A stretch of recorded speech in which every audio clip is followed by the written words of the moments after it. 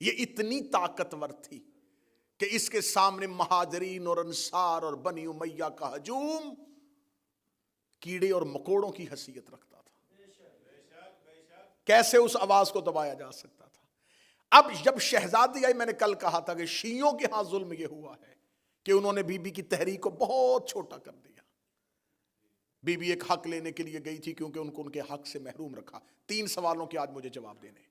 رسول نے فدق زہرا کو دیا کیوں؟ بی بی نے حاکم سے مانگا کیوں؟ اور حاکم نے زہرا سے چھینا کیوں؟ یہ وہ تمام سوالات ہیں جن کے جواب جب تک ہم پوری تسلی سے نہیں دیں گے آپ بی بی کی تحریک کو نہیں سمجھ سکتے، انقلاب فاطمی کو نہیں سمجھ سکتے، تحریک زہرا کو نہیں سمجھ سکتے۔ جناب سیدہ صلوات اللہ علیہا جب یہ اپنا حق لینے کے لیے آئی ہیں تو یہاں صرف اور صرف کھجوروں کے باغ نہیں ہے، یہ کوئی زمینی ملکیت کا سوال نہیں ہے۔ فدق صرف بہانہ ہے، اصل دشمن کا چہرہ دکھانا ہے۔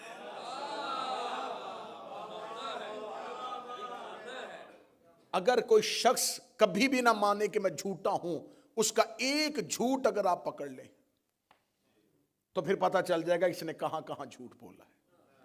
انہوں نے دعویٰ کر لیا تھا کہ ہم نے خلافت غصب نہیں کی۔ زہرا ثابت کرنا چاہتی تھی کہ تم نے کچھ غصب کیا ہے۔ جب غاصبین میں سے ہو جاؤ گے پھر خلافت خود زہرا منوا لے گی۔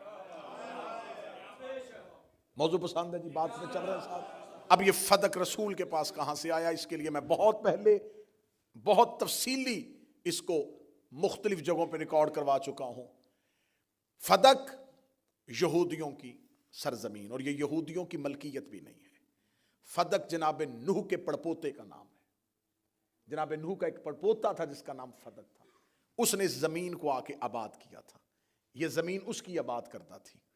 جب یہ مختلف انبیاء کی ملکیت رہی ہے، مختلف نبیوں کی ملکیت رہی ہے، یہ مختلف نبیوں سے ہوتی ہوئی حضرت موسیٰ کے پاس پہنچی تھی۔ حضرت موسیٰ کے پاس جو اللہ نے آسمان سے لوحیں اتاری تھی، ان میں سے ایک لوح میں اس زمین کی ملکیت کا تذکرہ بھی تھا۔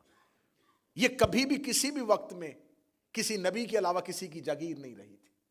حضرت موسیٰ کے بعد جب یہودیوں نے موسیٰ کے دین پہ قبضہ کر لیا تو انہوں نے اس فدق زمین پر بھی قابض ہو گئے۔ کوئی بھی جگہ جہاں اہل بیت جاتے ہیں میرے بچوں یہ یاد رکھنا، اس جگہ پہ جانے کی کوئی نہ کوئی حکمت ضرور ہوتی ہے۔ مولا امام حسین جو مدینے سے کربلا آئے تو آپ یہ سمجھتے ہیں، آپ کو ممبروں میں بتایا جاتا ہے ایک ریگستان ایک صحرا تھا، گزرتے گزرتے حسین رک گئے۔ جہاں آج مولا حسین کی قبر ہے یہ ابراہیم کا گھر ہے۔ عراق کا پرانا نام بابل ہے اور حضرت ابراہیم کو اسی سرزمین پہ اتارا گیا تھا۔ یہ جو آج کربلا ہے اس کا عبرانی زبان میں پرانا نام ار تھا۔ جہاں آج حسین مولا کی زرعی ہے یہاں حضرت ابراہیم کا گھر تھا۔ کبھی بھی امام کسی بھی دوسری جگہ پہ دفن نہیں ہوتے۔ ایک پوری مجلس پڑھی جائے گی کہ یہ بغداد کیوں پہنچے تھے، یہ طوس میں کیوں آئے تھے۔ امام کی ہر جگہ پہ جانے کی کوئی نہ کوئی حکمت ہوتی ہے۔ جب یہ فدق یہ سرزمین نبیوں کی ہوتی حضرت موسیٰ نے ایک تحریر لکھی ہوئی تھی کہ میرے بعد یہ جو بھی میرا وصی بنے گا، یوشع بن نون، پھر اس کے بعد آتے آتے جب یہودیوں نے دین پہ قبضہ کر لیا یہ ان کے پاس آ گئی۔ یہ سرزمین یہودیوں اور عیسائیوں کے درمیان متنازع رہی۔ عیسائی کہتے تھے کیونکہ حضرت موسیٰ کے بعد حضرت عیسیٰ کی نبوت کا تذکرہ تھا، عیسائی کہتے تھے یہ ہماری ملکیت، لیکن یہودی اپنی اکثریت کی وجہ سے اس کے اوپر قابض ہو گئے۔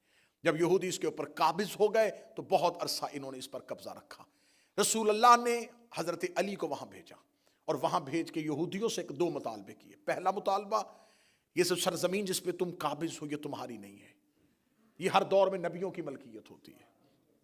دوسرا، تم اسی سرزمین کو جو ہماری ہے، جو رسول اللہ کی ہے، اسی سرزمین پہ رہ کے اسی رسول کے دین کے خلاف استعمال کر رہے ہو جس کی ہم تمہیں اجازت نہیں دیں گے۔ جو ہی یہودیوں کو پتا چلا کہ مالک آ گیا ہے تو یہودیوں کے سربراہ نے اپنے صندوق میں سے وہ پرانی تحریریں نکالی۔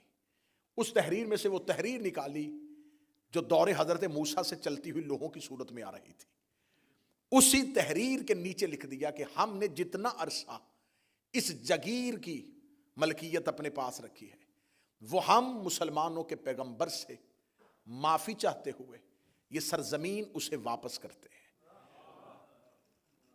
یہ زمین اس کو لینے کے لیے نہ کوئی جنگ ہوئی تھی، نہ کوئی جہاد ہوا تھا، نہ کوئی گھوڑے دوڑائے گئے تھے، نہ کوئی خون بہا تھا، نہ کوئی لشکر گیا تھا، نہ کسی نے وہاں جا کے محاصرہ کیا تھا۔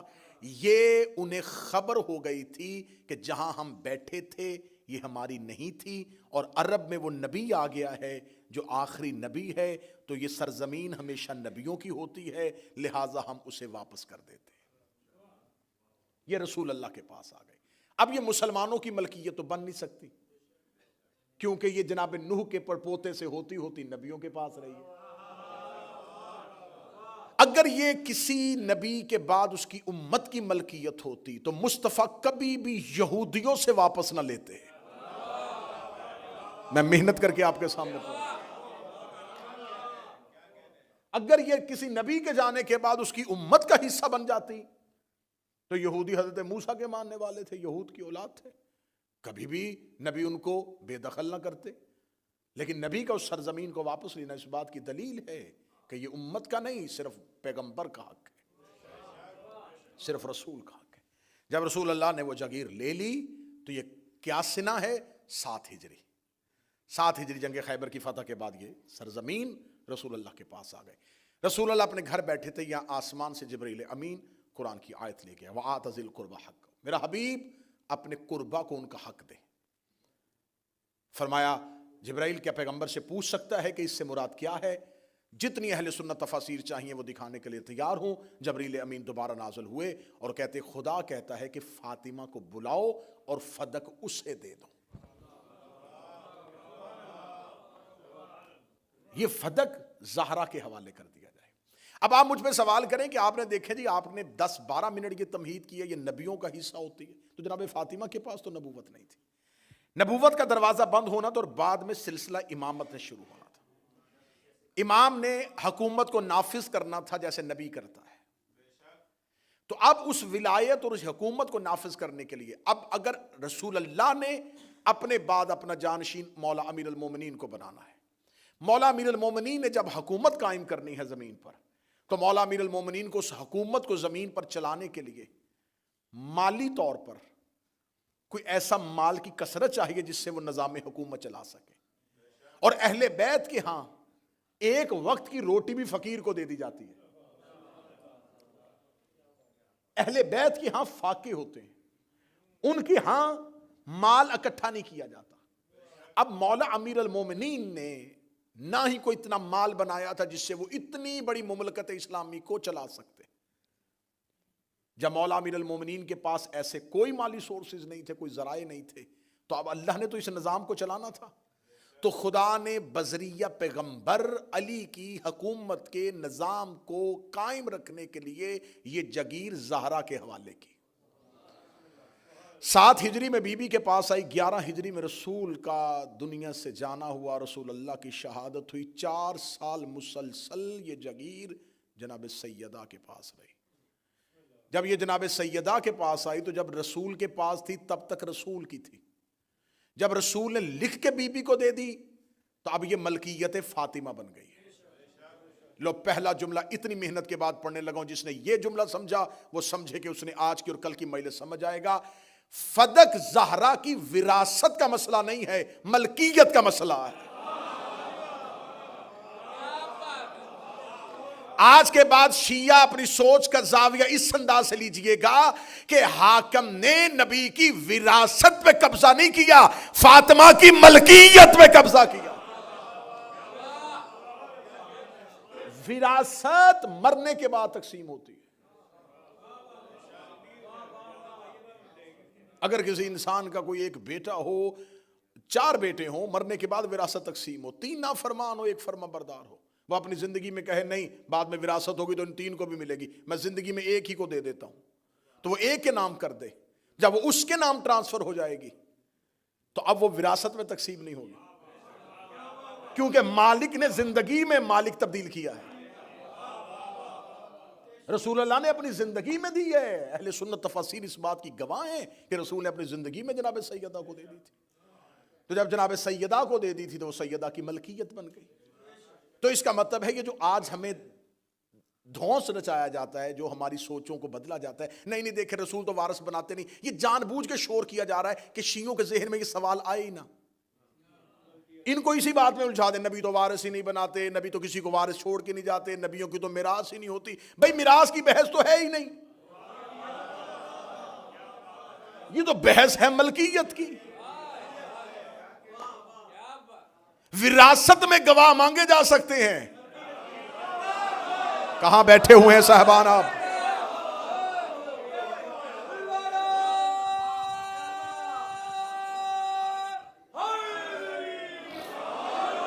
ایک بندے کے پاس اپنی ایک پراپرٹی ہو, اس کی اپنی ذاتی ہو, اس کے نام پہ وہ پراپرٹی ہو, دوسرا انسان آ کے اس سے وہ پراپرٹی چھین لے, وہ پلاٹ پہ قبضہ کر لے, کیس کورٹ میں چلا جائے. اب مجھے بتائیں کہ آج کی عدالت گواہ قبضہ کرنے والے سے مانگے گی یا مالک سے مانگے گی؟ مالک کی زمین پہ قبضہ کیا گیا, قابض بھی چلا گیا کورٹ میں, مالک بھی کورٹ میں چلا گیا. مالک نے کہا یہ دیکھے جی میرے پاس ملکیتی کاغذ ہے, یہ تو میری زمین تھی. قابض نے کہا نہیں یہ تو میری ہے. عدالت کہے گی اگر تیری ہے تو بتا, تحریر, ثبوت, گواہ. دربار میں گواہ حاکم نے دینے تھے, زہرا نے نہیں دینے تھے.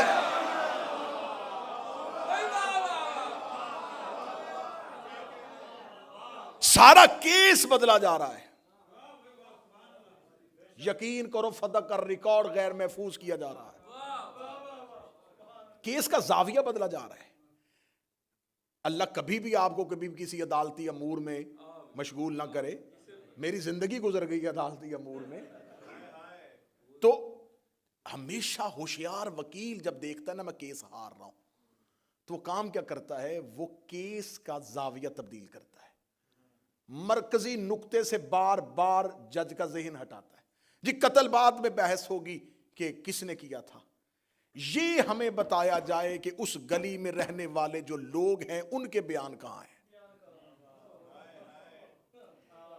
یہ جو ایک نیا کرایہ دار اس گلی میں آیا ہے یہ کب آیا تھا؟ اب وہ قاتل سے ذہن ہٹ کے ادھر چلا جاتا ہے. یہ ہوشیار وکیلوں کا طریقہ کار ہے کہ جب دیکھیں کہ اب ہاتھ میں کچھ نہیں رہا, کیس کا رخ بدلو.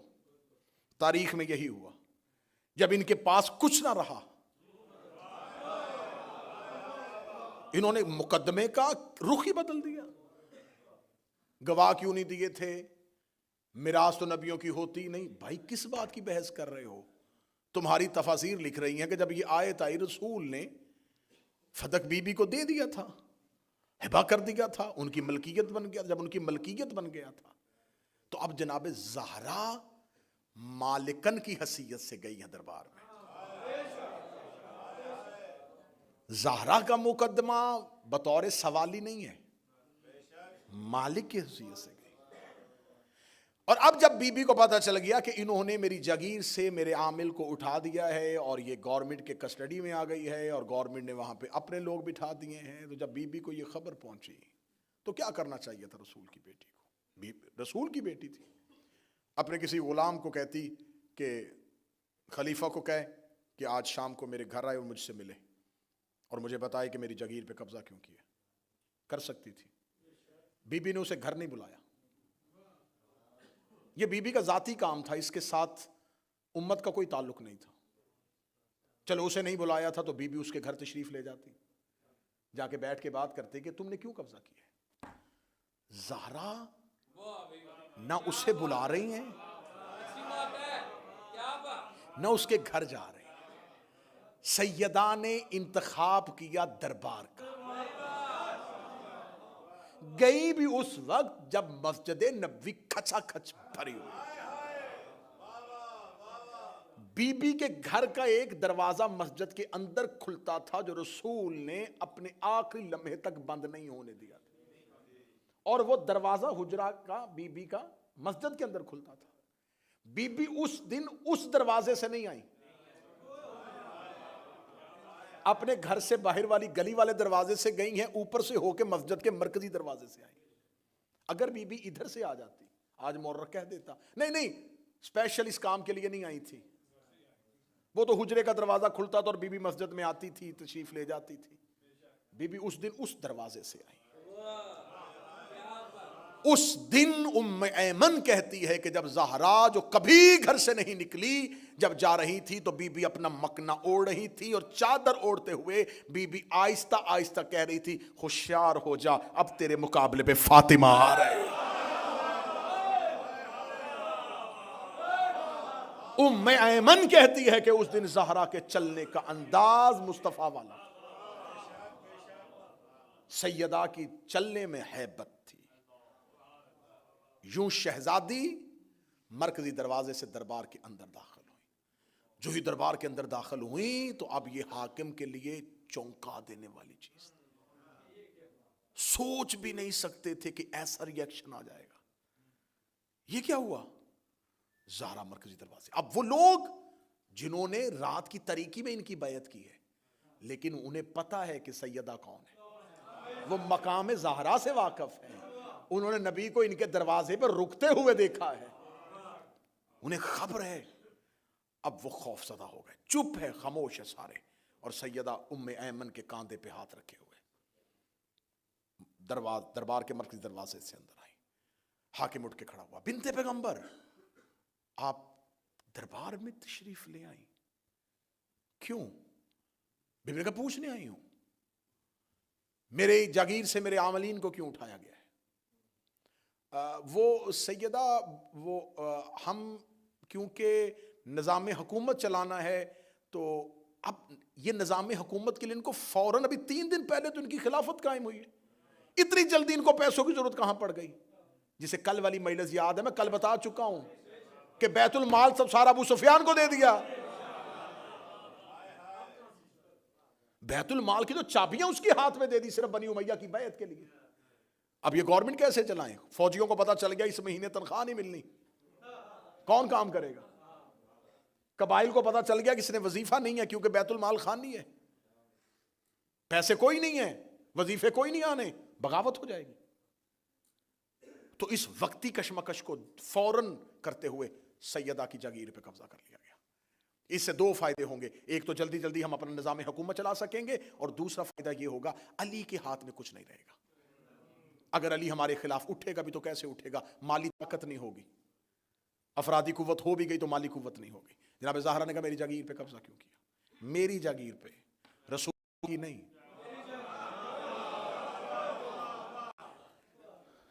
سیدہ وہ ہم نے اس لیے کہ ہمارے پاس ایک نبی کی حدیث ہے, رسول اللہ نے کہا تھا نحن معاشر الانبیاء لا نورث, ہم گروہ انبیاء وارث بناتے ہیں, ہم جو بھی چھوڑ کے جاتے ہیں وہ صدقہ ہوتا ہے. بی بی نے کہا اس حدیث کا کوئی گواہ؟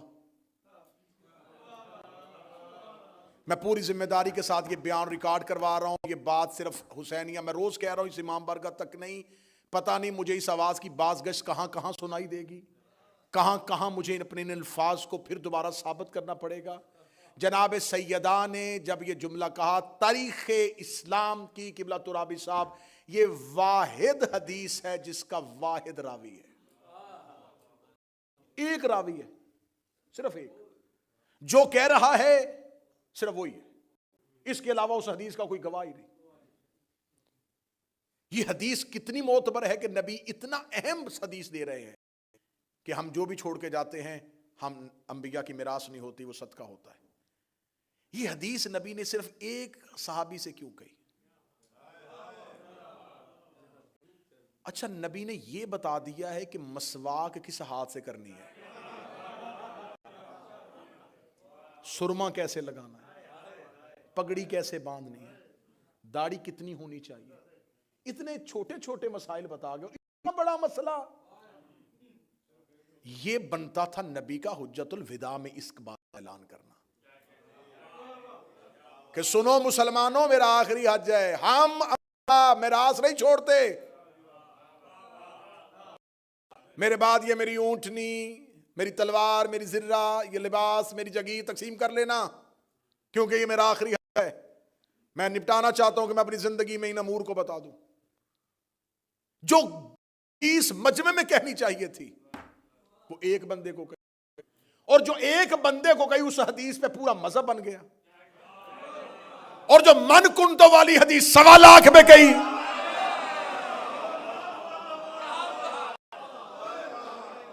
ایک بندے والی حدیث مان لی. اب بتاؤ اہل حدیث کون ہے؟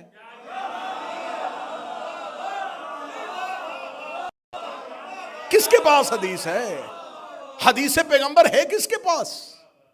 جو ایک بندے کو، صرف ایک کو. اچھا رسول نے انہیں کیوں کہی؟ کیا رسول کو پتا تھا کہ انہوں نے میرے بعد خلیفہ بننا ہے؟ تو جب رسول نے پتا تھا تو پھر رسول جانے کے بعد 3 دن سقیفہ میں لڑائی کیوں ہوئی؟ ان کو پہلے دن کہہ دینا چاہیے دیکھو نبی مجھے یہ حدیث کہہ کے کہہ دے اور نبی ساتھ یہ بھی بتا کے کہہ دے کیونکہ تو نے میرے بعد خلیفہ بننا ہے. اگلی بات احمقانہ یہ دلیل ہے. عقل مند اب یقین کرے ایام فاطمیہ زور سے منایا کرو کیونکہ سوشل میڈیا نے انقلاب برپا کر دیا ہے. تہلکہ مچ گیا ہے دنیا میں. جو شیعوں بچوں کو، اپنے اہل سنت بچوں کو شیعوں کی مجلسوں میں نہیں آنے دیتے تھے، آج وہ ہتھیلیوں پہ ہمیں سن رہے ہیں. وہ جا کے جواب مانگتے ہیں، بتائیں جی اس کا جواب دیں. کتنی احمقانہ دلیل ہے کہ رسول نے میراث اور اپنے بعد وصیت یا اپنی پراپرٹی کے بارے میں انسان اولاد کو بتاتا ہے یا دوستوں کو؟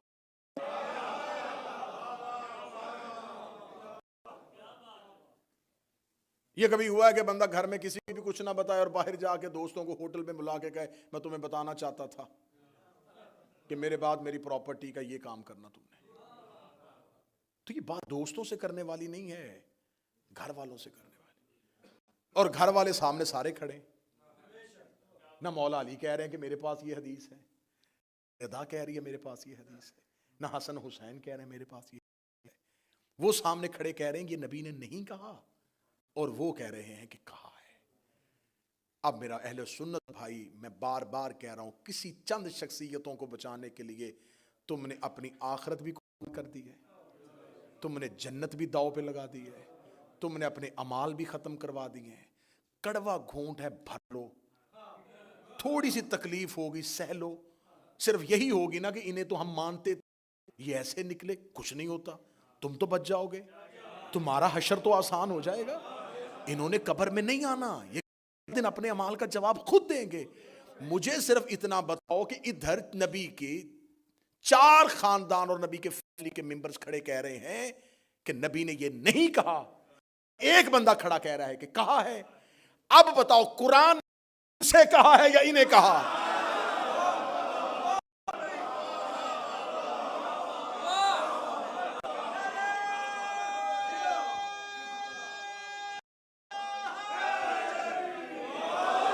اگر کہتا انما یرید اللہ لیذھب عنکم الرجس اہل الاصحاب ویطہرکم.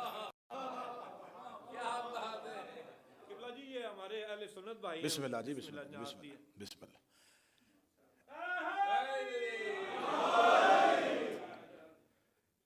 یہ ان کی نیاز نہیں ہے، یہ ان کا کانفیڈنس نوٹ ہے کہ بات پہنچ رہی ہے، بات جا رہی ہے، کوئی لڑائی نہیں، کوئی جھگڑا نہیں. عقل یہ تقاضا کرتی ہے کہ ادھر ایک شخص کہہ رہا ہے کہ یہ حدیث ہے، 4 کہہ رہے نہیں ہیں. یہ جو ایک ہے اسے آپ نے ٹائٹل دیا ہے رضی اللہ، ان 4 کو آپ نے کہا علیہ السلام. نماز میں درود اس پہ پڑھتے،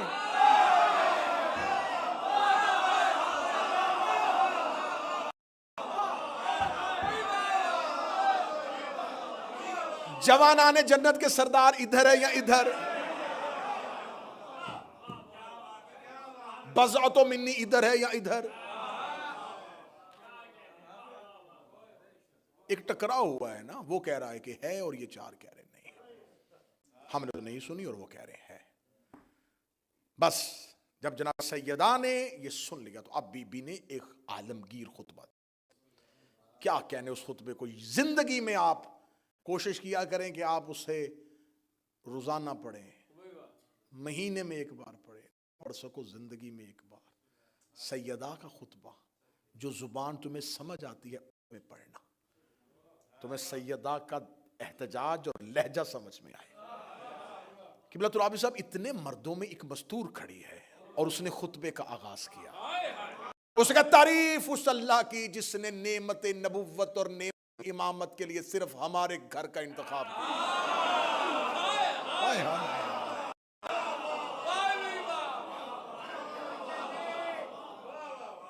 اور میرے لفظوں کی کیا حیثیت ہے, اور میں تیرے کلام پہ نہج البلاغہ قربان کروں.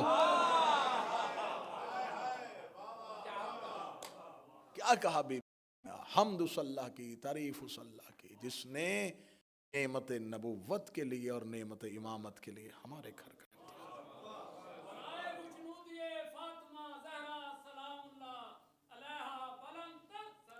اللہ صلی علی محمد.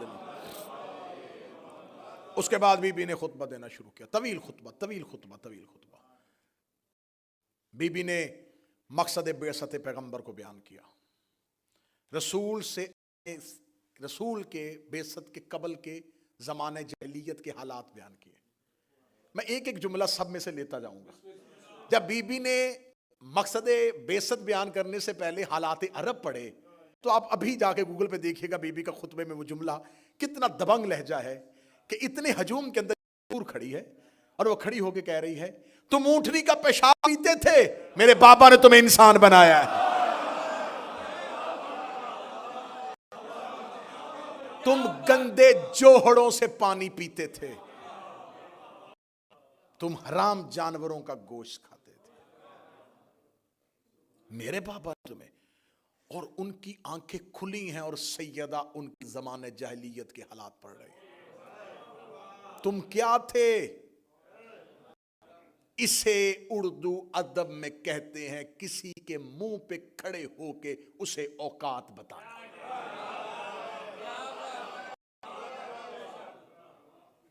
بی بی نے زمانہ جاہلیت کے حالات پڑھے. بی بی نے بتایا کہ میرے بابا نے زمین پہ آ کے جب بعثت ہوئی اس کے بعد عرب کے حالات کو کیسے بدلا. پھر بی بی نے الہی آئین کو پڑھا, اللہ کے دستور کی تشریح کی. پھر بی بی نے جنگوں کے حالات پڑھے.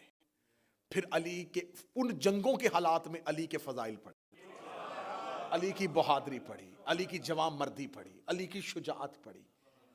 یہ پڑھتی پڑھتی بی بی پھر آگے پہنچی اور بی بی نے اسلامی احکامات کی تشریح بیان کرنا شروع کر دی. مستور ہے اور کھچا کھچ مسجد بی بی نے کہا اللہ نے ایمان کو اس لیے واجب کیا تاکہ تمہیں شرک سے پاک کرے. اللہ نے نماز کو اس لیے واجب کیا تاکہ تمہیں تکبر سے پاک کرے.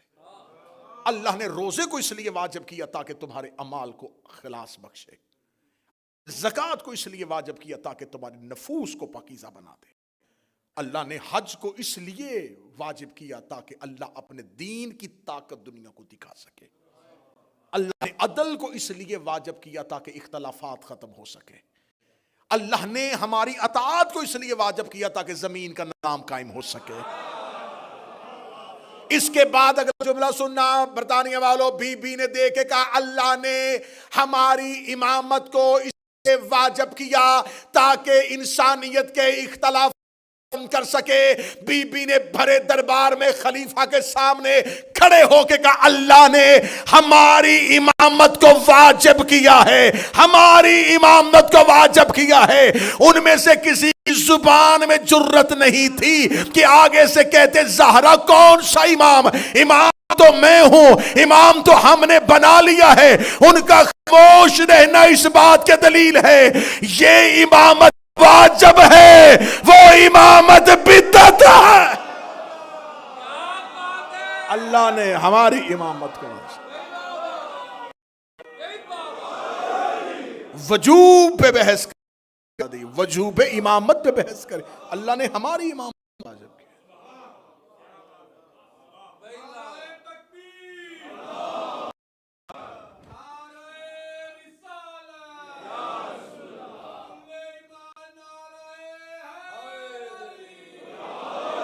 اب بی بی نے کیا کہا,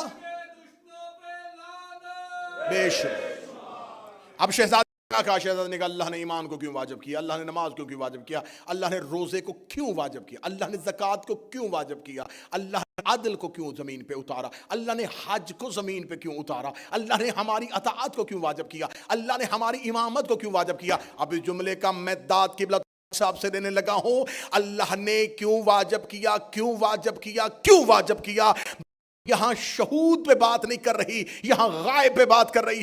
یہ سب کو پتا ہے کہ نماز واجب ہے، یہ سب کو پتا تھا کہ روزہ واجب ہے، یہ سب کو پتا تھا کہ زکوٰۃ واجب ہے. یہ کسی کو بھی نہیں پتا تھا کیوں واجب ہے، اس لیے کہ کیوں اللہ جانتا ہے کہ کیوں واجب ہے. بی بی نے وہ نہیں بتایا جسے یہ جانتے تھے، بی بی نے وہ بتایا جسے صرف وہ جانتا، صرف اللہ جانتا.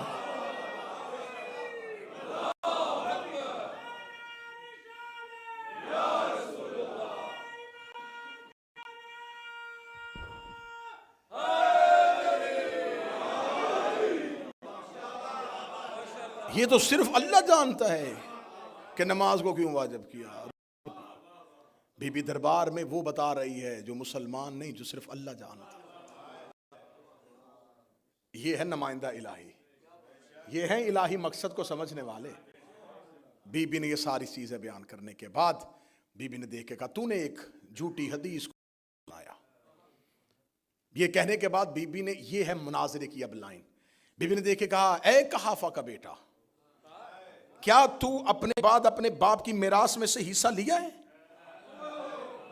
کہتا ہاں میں نے تو لیا ہے. بی بی یہ کیسے ہو سکتا ہے کہ تو اپنے باپ کی میراث پائے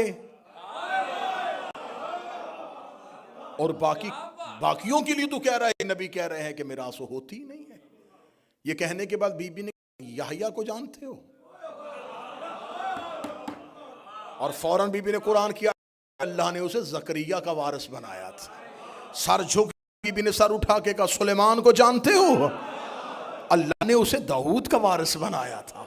بی بی نے دھڑا دھڑ قرآن کی آیتیں پڑھنی، ایک آیت کے بعد دوسری کے بعد تیسری، تیسری کے بعد چوتھی. یہ جملہ آیت اللہ کاظم قزوینی نے اپنے میں لکھا، اس جملے سے مجھے عشق ہے. وہ کہتا بی بی جب اپنے خطبے کے اندر قرآن کی آیتیں جوڑ رہی تھی، بی بی کے لہجے کا ربط اتنا کمال تھا، اتنا خوبصورت تھا کہ خطبے میں پتہ ہی نہیں چل رہا تھا کہ زہرا کہاں چپ ہوئی ہے اور اللہ کہاں بول رہا. لہجے میں آئے ہائے ہائے، وہ کہتے پتہ ہی نہیں چل رہا تھا. بی بی کا خطبہ پڑھو پتہ ہی نہیں چلتا کہ کہاں زہرا چپ ہوئی ہے اور کہاں آیت آ گئی ہے، کہاں آیت چپ ہوئی ہے، کہاں زہرا بول رہی ہے. کیونکہ جو اس کا قرآن میں لہجہ ہوتا ہے وہی دربار میں فاطمہ کا لہجہ ہے، وہی اسلوب، وہی گفتگو کا طرز، وہی گفتگو کا بیان. کیونکہ عالمہ غیر معلمہ بول رہی ہے، رسول کی بیٹی ہے لیکن غیر معلمہ ہے.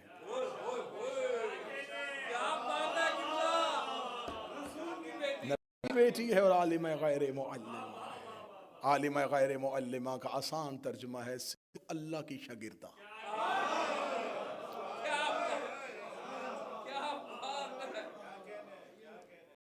ایک دن مولا امیر المومنین نے بی بی کے سر بیان کرتے ہوئے جناب سیدہ سے پوچھ لیا تھا، زہرا علی وہ بھی جانتا ہے اور وہ بھی جانتا ہے جو ہوگا.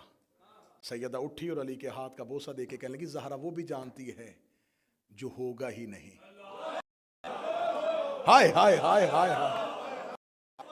اب اس جملے میں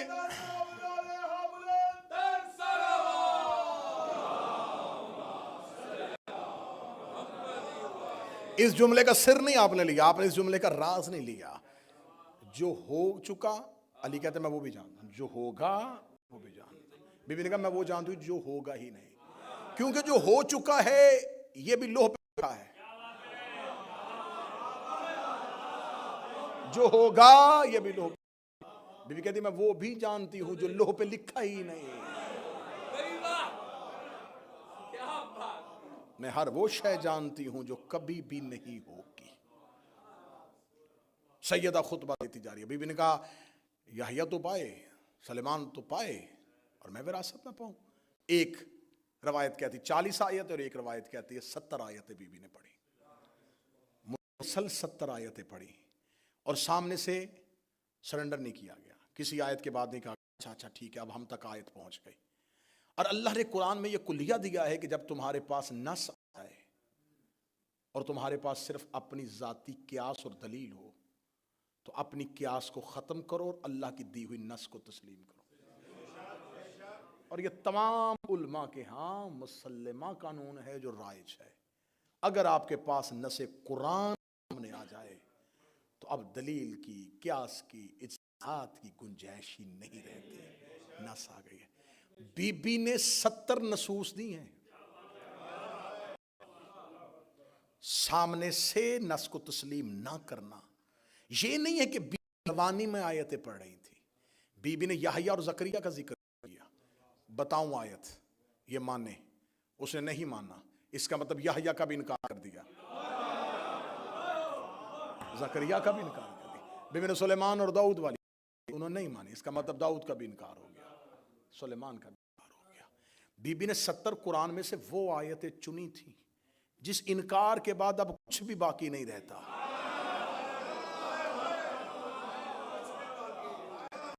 یہ 70 آیتیں نہیں، یہ جال تھا جس کے اندر وہ گھیر لیا۔ کیسے بات کریں کسی بھی بات کی؟ میں نے تجھے قرآن میں سے اٹھا کے وہ آیتیں پڑھی ہیں جس کے انکار کے بعد نہ تو پچھلے ماضی میں جا سکتا ہے، نہ تو حال میں رہ سکتا ہے، نہ تو مستقبل کے بارے میں جا سکتا ہے۔ بی بی نے چاروں طرف سے جکڑ دیا قرآن کی آیتوں میں۔ 70 آیتیں جب نبی کی بیٹی نے پڑھ لی، اس کے چہرے پہ پسینہ ٹپک رہا ہے۔ دائیں بائیں دیکھا، دیکھے کہ لگا زہرا اب نبی کی بیٹی ہیں، میں آپ سے کہہ رہا ہوں کہ میرے پاس اب صرف آیتیں پڑھی جا رہی ہیں۔ جس نے پیچھے سے کان میں بات کہی تھی، بی بی نے کہا رک پیچھے ہٹ، اسے سامنے لے کے آ، کل یہ حجرے میں کہہ رہا تھا قرآن کافی ہے۔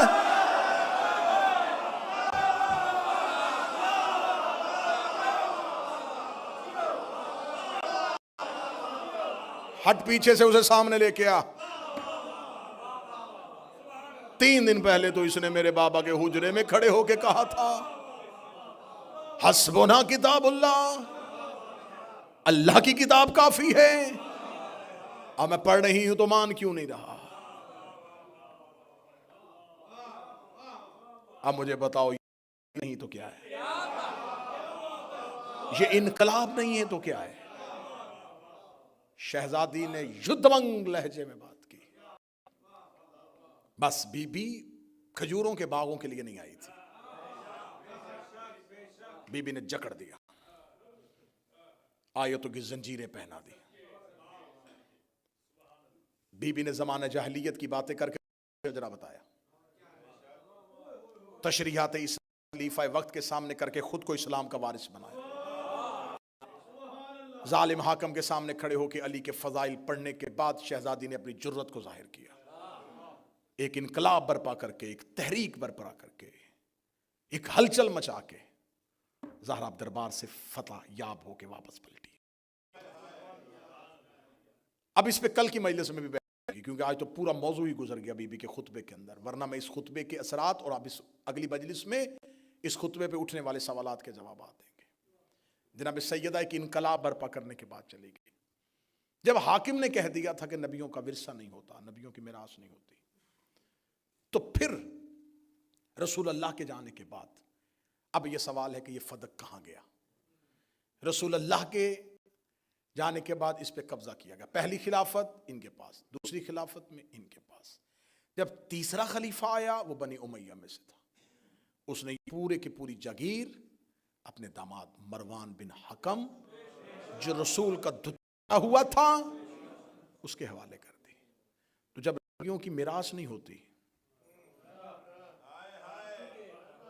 جو چیز نبی کی بیٹی کو نہیں ملی وہ خلیفہ نے بطور خلیفہ اپنے داماد کو کیسے دی؟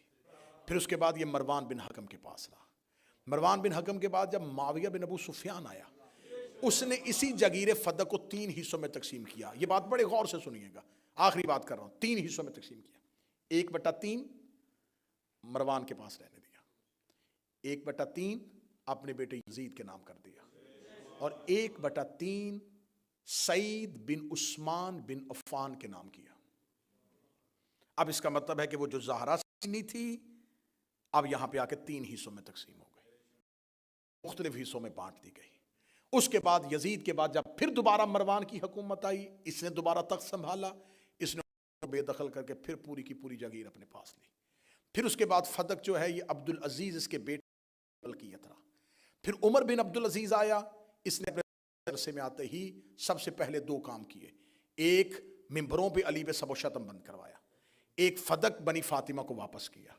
اس کے بعد پھر بنی امیہ نے پھر دوبارہ چھین لیا۔ پھر اس کے بعد جب تک بنی امیہ رہے یہ فدق بنی امیہ کے پاس رہا۔ بنی عباس کا جو پہلا بادشاہ ہے ابو العباس الصفا، اس نے بنی امیہ کے بغض کی وجہ سے، اہل بیت سے محبت کی وجہ سے نہیں، بنی امیہ کی دشمنی اور لوگوں کو اپنے قریب کرنے کی وجہ سے پھر تھوڑے عرصے کے لیے یہ اولاد فاطمہ کے حوالے کیا۔ پھر یہ اولاد فاطمہ کے پاس جاتا ہے، پھر منصور دیوانگی کا دور آیا، اس نے پھر چھین لیا۔ پھر مہدی عباسی کا دور آیا، اس نے واپس کر دیا۔ پھر ہادی عباسی نے دوبارہ چھین لیا۔ پھر ہارون الرشید تک پہنچ گیا۔ جب ہارون رشید تک پہنچا تو اس نے امام موسیٰ کاظم کو ایک خط لکھا۔ اس نے خط لکھا کہ میں چاہتا ہوں کہ میں یہ جگیر فدق تمہارے نام کر دوں۔ تو مجھے بتا سکتا ہے اس کا حدود کتنی ہے؟ اس کی حدود، آخری جملے کہہ رہا ہوں، اس کی حدود کتنی ہے، اس کا رقبہ کتنا ہے؟ تو سرکار موسیٰ کاظم کا جو خط ہے وہ آج بھی کتاب میں موجود ہے۔ امام موسیٰ کاظم نے کہا اس کی ایک حد عدن، دوسری سمرقند، تیسری افریقہ اور چوتھی بحر احمر۔ اب یہ لفظ کیونکہ پرانی میپ کے لحاظ سے ہیں، آج کے لحاظ سے دیکھ لیتے ہیں۔ ایک یمن میں ہے، ایک آذربائیجان میں ہے، ایک افریقہ میں ہے اور دوسری آرمینیا میں ہے۔ جب مولا امام موسیٰ کاظم نے حدود کا یہ رقبہ لکھا تو ہارون رشید چکرا کے کہنے لگا ہماری حکومت کہاں ہے؟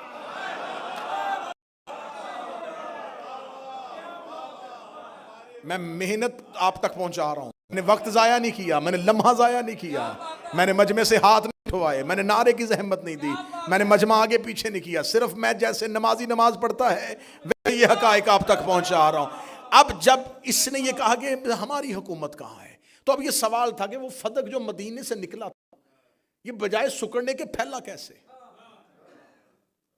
اب اس وقت فدق کدھر ہے؟ ایک شخص نے مجھے کہا کہ مجھے کاروبار کرنے کے لیے کچھ بھی نہیں ہے میرے پاس، مجھے 10,000 دے دے۔ میں نے اسے 10,000 دیا، اس نے 10,000 سے کاروبار شروع کیا، کرتا کرتا کرتا وہ 10 ارب تک پہنچ گیا۔ اس کے پاس آیا تو اس نے کہا یہ 10 ارب نہیں ہے، یہ اصل میں وہی 10,000 ہے جو پھیلتا پھیلتا 10 ارب تک پہنچ گیا تھا۔ جب فتوحات اسلامیہ ہوتی گئی تو خلیفہ نے کہا تھا کہ ہم نے اس کو قبضہ اس لیے کیا ہے تاکہ ہم اس سے جنگی استعمال کے لیے ہتھیار لیں گے، آلات استعمال کریں گے۔ تو یہ جہاں جہاں اسلام پھیلتا گیا، کیونکہ جس جگیر سے مال لے کے جا رہے تھے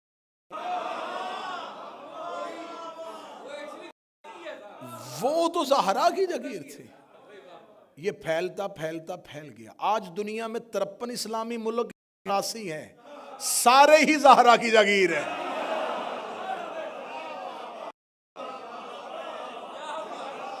جہاں جہاں لا الہ پہنچا ہے وہ زہرا کی جگیر۔ بسم اللہ صلی اللہ۔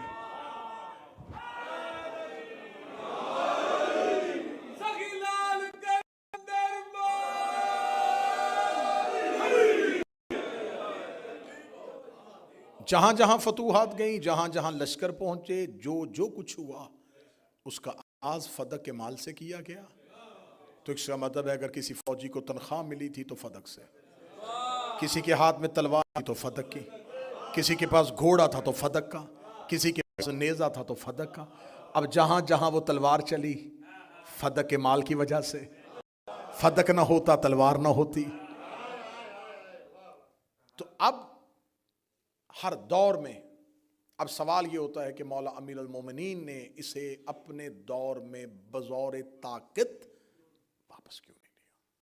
چلیں وہ تو واپس کرتے رہے، وہ جب دیتے تھے تو اب اہل بیت کر سکتے تھے، اس لیے کہ اگر انکار کریں گے تو یہ انکار تاریخ میں لکھا جائے گا کہ دیکھا صرف زہرا کی تھی میرا ہے، بعد میں آنے والے اماموں نے تو کہا ہمارا ہے ہی نہیں۔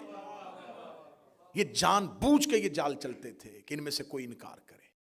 لیکن سوال آج بھی سوشل میڈیا پہ ایک ہی کھڑا ہے کہ جب مولا علی بطور خلیفہ تھے چوتھے نمبر پہ تو انہیں سب سے پہلے فدق واپس لینا چاہیے تھا. احمقانہ سوال ہے, عاقلانہ دلیل دینے لگا ہوں. پہلے جملے سے یہ بات کہہ رہا ہوں کہ فدق ملکی رہا ہے. فدق جناب زہرا کی ملکیت ہے. جناب زہرا نے دربار میں کھڑے ہو کے اپنی ملکیت کا سوال کیا, انہوں نے ان کی ملکیت واپس نہیں کی. بی بی نے دربار سے پلٹتے ہوئے کہا اب تیرا اور میرا فیصلہ اس کی عدالت میں ہوگا. اب یا تو وہ مالکن اپنی زندگی میں مولا علی کو وصیت کر کے جا یا علی میرے بعد فدق واپس لینا. تو اب جب مولا علی بطور خلیفہ آتے تو اب علی پہ تھا کہ علی کے اوپر ایک وصیت ہے بطور قرض. وہ کہہ کے گئی اب آپ کو طاقت ملے, اقتدار ملے, اختیار ملے, لے لینا. بی بی نے تو نہیں کہا. بی بی نے کہا یہ معاملہ اب اللہ کی عدالت میں. تو جو فائل سپریم کورٹ میں چلی گئی ہو,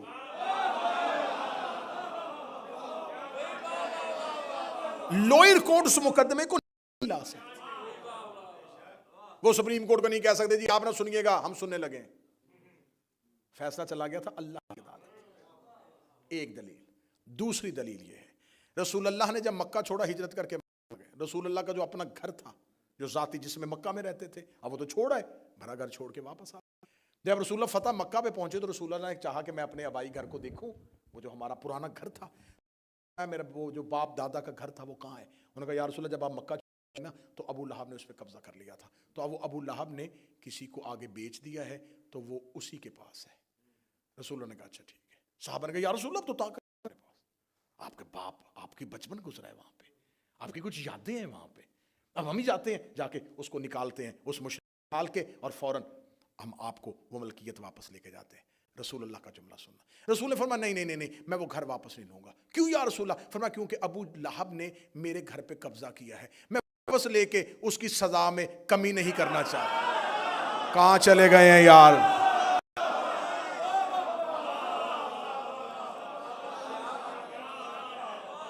اگر میں واپس لے لوں تو پھر تو حساب برابر ہو گیا.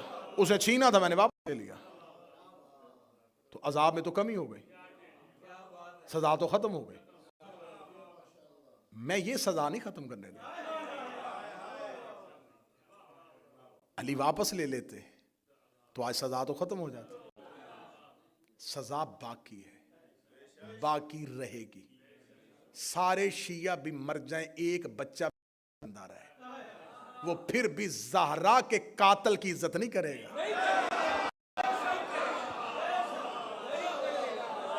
تمہیں بہت بڑی غلط فہمی ہے, تمہیں بہت بڑی غلط فہمی ہے کہ ہم ہار جائیں گے, ہم مان جائیں گے. نہیں, اکیلا ایک بچہ بھی رہ جائے ہم زہرا کے قاتل کی عزت نہیں کریں گے. میں منت کر کے جا رہا ہوں تمہاری زندگی میں کبھی بطول کے حق پہ سمجھوتا نہ کرو. ہر چیز پہ کر جانا ٹھیک ہے, چیزیں ہوتی ہیں انسان کی زندگی کے, بہت سے معاملات ایسے ہیں جس پہ انسان کو کمپرومائز کرنا پڑتا ہے. زہرا کے حق پہ نہ کرنا. رائی کے دانے کے برابر بھی تم نے اتنا سا بھی نرم سوچا, زہرا کی ایک ہائے تیرے اعمال ختم کر دے.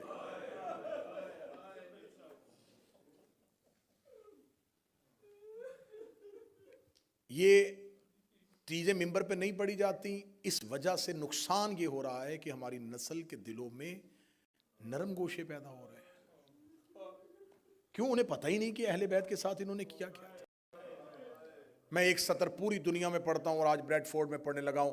ہم نے یزید کا جرم اتنا پڑھا کہ لوگوں نے ڈرتے اپنے بچوں کا نام یزید رکھنا چھوڑ دیا, جیسے ہم نے حسین کا قاتل پڑھا تھا. اگر ویسے ممبر سے زہرا کا قاتل پڑھتے کبھی کسی کی جرت نہ ہوتی کہ میری قوم کے کسی جوان کے سامنے زہرا کے قاتل کا عزت سے نام لے لے. ہم 4 قدم پیچھے ہٹے. ٹھیک ہے بعض جگہوں پہ تقیہ ہے, بعض جگہوں پہ مصلحت ہے. تمہاری ذات کے پنجرے میں نہ کوئی تقیہ ہے. امام صادق اپنے گھر میں بیٹھے ہوئے, ایک شخص آتا ہے بشار, مولا کے سامنے کھجوریں پڑی. وہ جب آ کے بیٹھا تو مولا نے کھجوروں کا تھال اس کے آگے کیا کہ کھجوروں میں سے کھا. اس نے کہا ابن رسول اللہ نہیں. فرمایا کھاؤ میں تمہیں دے رہا ہوں. کہنے لگا ابن رسول اللہ میرا دل بڑا عجیب ہے, کچھ کھانے کو دل نہیں کر رہا. مولا امام صادق نے فرمایا کیا ہوا؟ کہنے لگا میں ابھی آپ سے ملنے کے لیے آ رہا تھا, بازار میں حکومت کے سپاہی ایک ضعیفہ کو گرفتار کر کے لے کے جا رہے تھے. وہ ضعیفہ بھی بڑا تشدد کر رہے تھے. مولانا کا کیا کیا تھا اس ضعیفہ نے؟ کہتا وہ بازار میں گزر رہی تھی اور گزرتے گزرتے ٹھوکر لگی, گری. اٹھتے ہوئے اس نے کہہ دیا زہرا تیرے قاتل پہ لعنت. کوئی مخبر کھڑے تھے, انہوں نے دربار میں خبر دے دی. فوراً سپاہی آئے, اسے گرفتار کر کے لے گئے. کتابیں کہتی امام صادق نے یوں تکیے سے ابا بھی نہیں اٹھائی, بغیر ابا ہم دوڑے ننگے پاؤں. آج جہاں عراق میں مسجد سہلہ ہے نجف کے پاس, آج بھی وہاں وہ امام صادق. امام مصلی پہ گئے, امام نے سر سے پگڑی اتاری, دعا کیا میرے اللہ میری دادی کی طرفدار کا خیال رکھنا, میرے اللہ اس نے بھرے بازار میں میری دادی کی گواہی دی ہے. ایسے روئے امام. یا وہ شخص پیچھے سے آیا, اس نے آ کے کہا آپ کی دعا قبول ہو گئی. دربار میں جانے سے پہلے سپاہیوں نے اس کو آزاد کر دیا. امام فرما کہتے ضعیفہ آزاد ہو گئی, آزاد ہو گئی. مولا جلدی سے اپنی جیب میں ہاتھ ڈالا, کچھ درہم نکالے. فرما اس کے گھر جا, میں جاؤں گا اس کے لیے اور سختی ہوگی, میں اس کی سختی نہیں برداشت کر سکتا. اس کے گھر جا, اسے میری طرف سے یہ درہم ہدیہ کرنا. اسے کہنا امام صادق تجھے سلام کہہ رہے ہیں. وہ شخص درہم لے کے ضعیفہ کے گھر گیا, بیٹی اپنے زخم صاف کر رہی تھی. اس نے آگے کہا بی بی تجھے پتہ ہے تجھے کس نے رہا کروایا ہے؟ خدا کی قسم میں یہ واقعہ بیان کر رہا ہوں تو میرے اوپر اثر اس لیے ہو رہا ہے, میں ان ساری چیزوں سے گزرا ہوں. مجھے موت کی وادیوں سے حسین کی ماں نے, میں نے یہ جو کھل کے زہرا کا حق پڑھنا شروع کیا, کچھ دیکھ